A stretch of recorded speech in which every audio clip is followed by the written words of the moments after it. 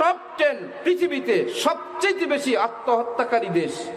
রাষ্ট্রীয়ভাবে বৈধ ইনজেকশন দাও মরো, বাঁচতে চাই না, রাষ্ট্রীয়ভাবে আইন চায়। আপনি এমপি হলে, আপনি ক্ষমতায় গেলে আমাদেরকে মরার ব্যবস্থা করে দিবেন। হ্যাঁ ঠিক আছে, মরতে চাও, আমরা সুপ্রিম কোর্ট থেকে আইন করব। কেউ যদি স্বেচ্ছায় মৃত্যুবরণ করতে চায়, যথাযথ কাগজ পূরণ করো, দস্তখত করো, ইনজেকশন পুশ করো আর মরো, ফাঁসিতে ঝুলে মরার দরকার নাই।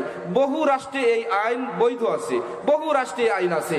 সবচাইতে বেশি ফাঁসি দিয়ে মরে যে 10 দেশ, একটা দেশের নাম মুসলমানের দেশ নাই।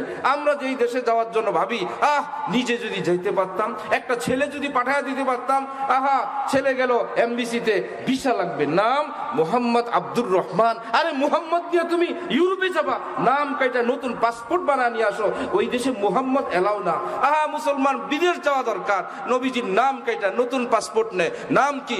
আব্দুর রহমান। আচ্ছা, আরে দাড়ি নিয়ে যাবা সেই দেশে, দাড়িওয়ালা পাসপোর্ট কিংবা ফেস সেই দেশে এলাও না। আরে নিবেন তো আমাকে? নিব, দাড়ি কামায়া যায়। এইবার ঠিক আছে, এইবার তোমাকে উপযুক্ত মনে হয়, এইবার তোমার নাম চেহারায় মনে হয় আমাদের দেশে। আরে তোমরা তো মুসলমান, আমাদের দেশে তো চাকরি আছে, মদের দোকানে গ্যালাস আগায় দেওয়া, সুর চড়ানো, সুরের বস্তু পরিবেশন, এতে কিছু আসা যায় না। বেতন কত বলেন? আর বেতন আছে 2 লাখ 3 লাখ। আরে 2-3 লাখ টাকা দরকার, সুর খাওয়াবো না কি খাওয়াবো, যে খাবে সেটা তার ব্যাপার। মুসলমানের সন্তান টাকার জন্য দাড়ি কামায়, মুসলমানের সন্তান টাকার জন্য নিজের নবীজির নাম কেটে দেয়, মুসলমানের সন্তান টাকার জন্য শুয়োরের দোকানে, মদের দোকানে চাকরি করে। খোদায়ে পাকের কসম বলছি, রব্বুল আলামিন বলেন, ওমা মিন দাব্বাতিন ফিল আরদ ইল্লা আলাল্লাহি রিজকুহা। তুমি তো আশরাফুল মাখলুকাত, মানুষ। আরে শিয়াল, কুকুর, বিড়াল, পোকা মাকড়, সমস্ত মাখলুকের রিজিকের জিম্মাদার আমি আল্লাহ।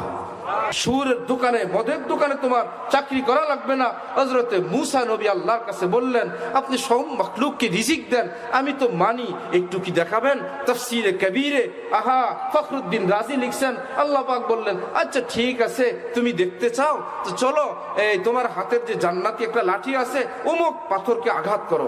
পাথরকে আঘাত করলে 1-2 টুকরা হয়ে গেছে, আবার আঘাত করো, আবার পিস, আবার আঘাত করো, একদম নিশ্ছিদ্র পাথর, কোনো ছিদ্র নাই। এইরকম একটা পাথরের ভিতর থেকে ছোট্ট একটা পোকা বের হয়েছে। কি ভাইয়েরা, অক্সিজেন ছাড়া কোনো প্রাণী থাকতে পারে? তো সেখানে থাকে কেমনে? রব্বুল আলামিন বলে, ওয়াও, অক্সিজেন দেয় কে? অক্সিজেনও তো আমিই দেই, অক্সিজেন দিয়ে বাঁচাই আমি, বিনা অক্সিজেনও বাঁচাই আমি আল্লাহ। ছোট্ট একটা পোকা বের হয়েছে, সেই পোকার মুখে আবার সবুজ ঘাস, পাথরের ভিতরে সে সবুজ ঘাস খায়, আবার গুনগুন করে আবার ছন্দ পড়ে। হযরত মূসা কাছে গেলেন, দেখলেন সে আল্লাহ পাকের গুণকীর্তন গায় আর বলে, সুবহানা মান ইয়ারানি, আমার আল্লাহ কত পাক পবিত্র, সব সময় আমাকে নজরে নজরে রাখেন, আমারে দেখে দেখে রাখেন, আমার আল্লাহ কত না পাক। নবীজি বলেন, কেউ যদি প্রতিদিন 100 বার পড়ে সুবহানাল্লাহি ওয়া বিহামদি, সুবহানাল্লাহি ওয়া বিহামদি, এই হাদিসে এতটুকুনি আছে, কেউ যদি 100 বার পড়ে, 40, 50, 60, 70 বার বললে যে আমার আল্লাহ পাক, আমার আল্লাহ পবিত্র, আমার আল্লাহ পবিত্র, আল্লাহ পাক ফেরেশতাদেরকে বলেন, আরে ও বলে আমি পবিত্র, নিজে তো অপবিত্র, নিজে না পাক, বলে আমি পাক, সে নিজে না পাক আর বলে আমি আল্লাহ পাক। আরো বলতে থাকি আমার আল্লাহ পাক, আমার আল্লাহ পাক। এক পর্যায়ে রব্বুল আলামিনের রহমতের দরিয়া জোশ আসে আর বলে, ফেরেশতারা আমার এই নাপাক বান্দাকেও আমি পাক বানায় দিলাম। জুবানে বলো আমার মাওলা পাক, নাপাক জুবানে কেন বলবা?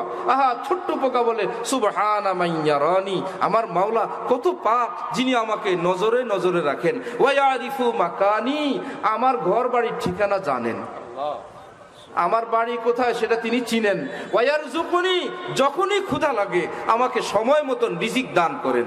একবারও এমন হয় না এখন ব্যস্ত আছি একটু পরে নাও, এখন আমেরিকা নিয়ে ঝামেলা আছি, রাশিয়া ইউক্রেন নিয়ে আমি ঝামেলা আছি, তোমার রিজিক একটু পরে পাঠাইতেছি না।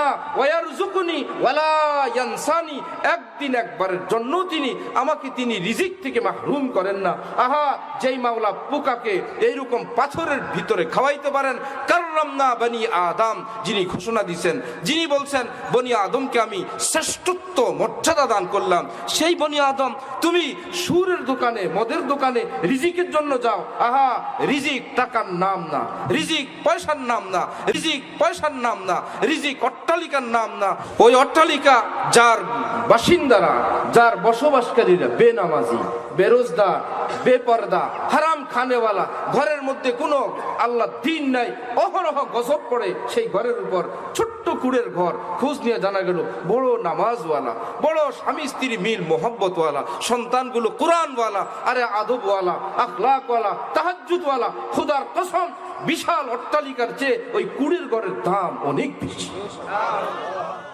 तैरे लाहूती उस रिजिक से मौत अच्छी जिस रिजिक से आती हो परवाज में कोताही। হে উচ্চ গগনের পাখি, তুমি তো মাওলার দিকে উড়া মানুষ, তুমি কোথায় কি খাও? আহা, রব্বুল আলামিন তোমাকে দাওয়াত দিছেন আল্লাহর দরবারে দাওয়াত খাওয়ার জন্য।